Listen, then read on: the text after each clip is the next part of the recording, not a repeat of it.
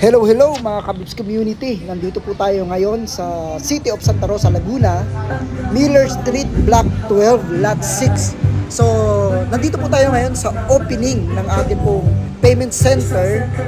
At dito po ngayon, magkakaroon naman po tayo ng pagkakataon na maihatid natin sa community ang ating pong services. So, alam po namin na marami na pong nag-aantay at marami na pong nagtatanong. Eto na po yun, no? Mga ka-Santa Rosa.